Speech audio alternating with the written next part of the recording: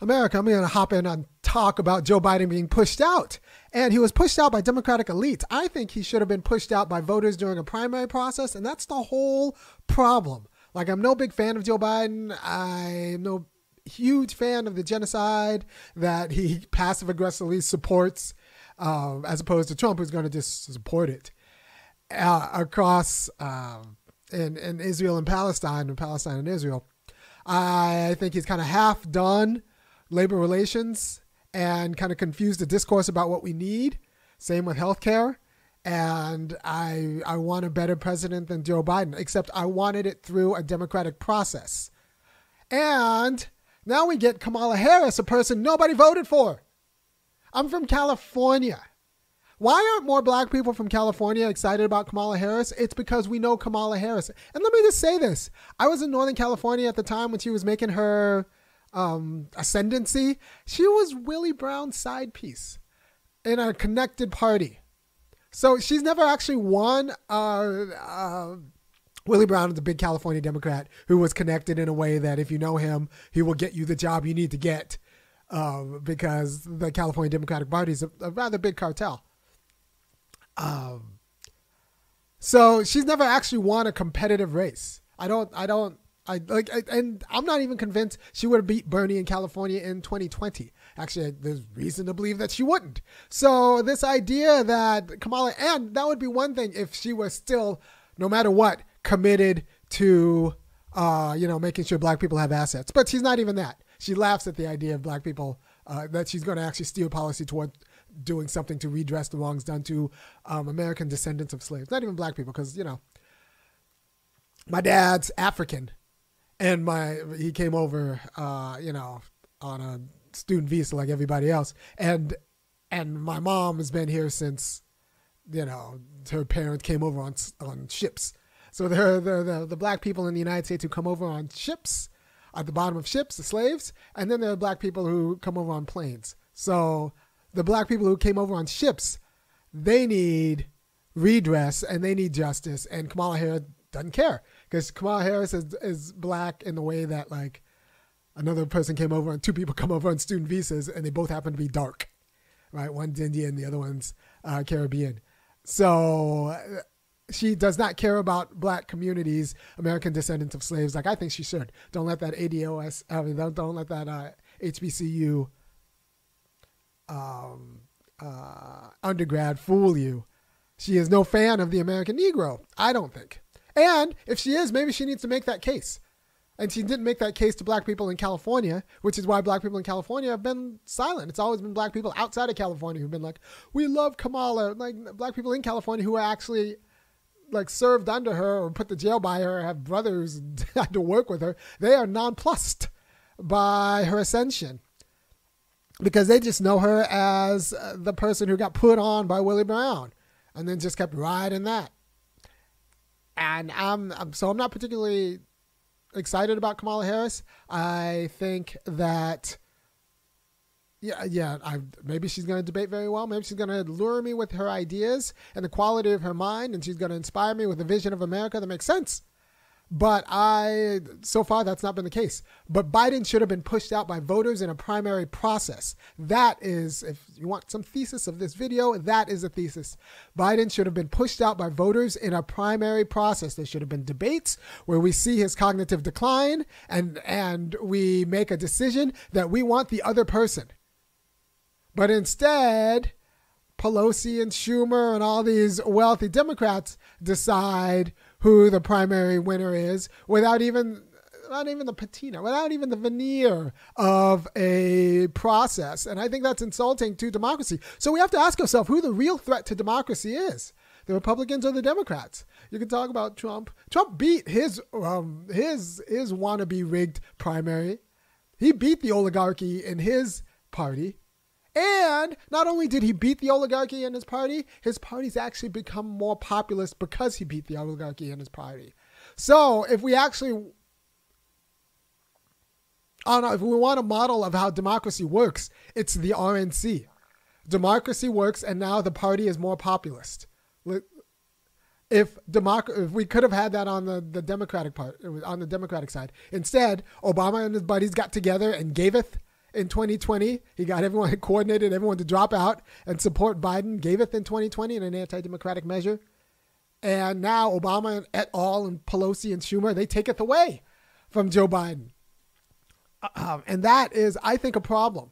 I think and this isn't about winning. This is about retaining inner party power. This isn't about winning. Joe Biden was too senile to be controlled in a reliable way. This isn't about winning. They don't think Kamala Harris is going to win. Kamala Harris isn't going to win. But they think they can suffer a loss with Kamala Harris in a way in which they still sustain power in the party. And I don't think that party deserves power. I don't think that party. Maybe like I am tempted towards Democrats for policy reasons because I think they might be slightly better on labor. But in terms of culture and other issues, I think the Republicans might have the edge because if Democratic culture is what we saw through through this electoral process, like I hope no one marched for that electoral process to be hosed in a Democratic primary and then have a candidate foisted on that nobody voted for, a candidate that nobody asked for. Nobody nationwide voted for Harris over anybody. And now she's our presidential nominee. Why? I think this is, it's anti-democratic. The voters should have gotten rid of Biden, and it should have been through a process where the voters see that Biden's in decline and we want someone else. And then there should have been a competition for the someone else instead of just like the richest 5 people that nobody knows anointing Kamala Harris as the candidate for next year. It's one thing if Biden dies and has to suddenly resign and Kamala Harris finishes out his term. But that doesn't mean she should be the candidate, the exclusive candidate of the Democratic Party for next year. So it's not as if she can beat Trump. I don't know if she can beat Trump. I don't think so. But I don't know if she deserves to beat Trump. Someone's going to have to make an argument that she deserves to beat Trump. Trump actually stands up for democracy by beating all the people in his party, picking a right populist, whatever that means for a vice president, and going back. So it's not even... By the way, if you appreciate the way I'm talking, and I think you should because talking this way doesn't exactly win you a lot of friends, go over to www.funkyacademic.com and kick in $5, $15, or $50 a month to keep me going because I do think this is important. I do think it's important that a real Democratic primary could have fixed this in 2020. And it was actually righting the ship in 2020. Everything in everyone's lives who would have been who is listening to me right now would have been better had Sanders won in 2020. Every single thing in your life, there wouldn't have every single thing in their life would have been better had they not rigged the primary in 2020. And now the Democratic Party rigged the primary in 2024 because why not? It's in season. And it doesn't. And now, we're supposed to pretend that doesn't matter. We're supposed to pretend that it doesn't matter that Pelosi and Schumer decided when Biden's time was to go and not the voters. I wanted to push Biden out. That was my right as an American to push Biden out. You robbed me of that, you Democrats. And you did it by obfuscating, by denying debates, by anti-democratic means. So who are the real fascists? And by the way, fascists is just private corporate control of government. So who are the real fascists? Who really evinces corporate control of government? I think the group that got Biden out when they feel like it on their timeline as opposed to the people's timeline. And the people foisting Harris on us, those are the real fascists because that's corporate control of government. Harris wasn't voted for anything, and this was a time for voting.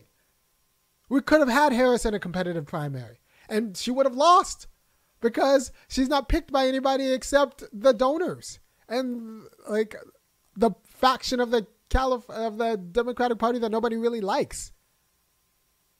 Right? So,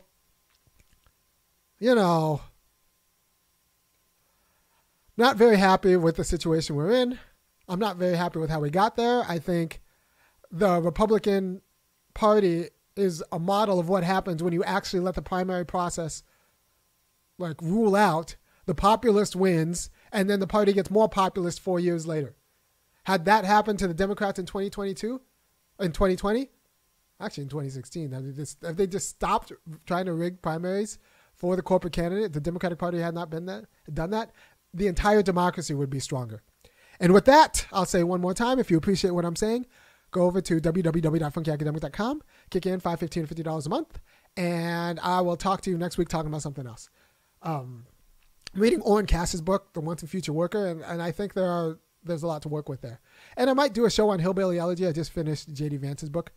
But I will tell you, if I do a show on Hillbilly Elegy, the most interesting character in that whole book, and the one character I'd want to talk to, not Mama, Papa, or J.D. Vance himself. It's Usher Vance. His wife might be fascinating. All right. Thank you very much, and I will talk to you next week sometime.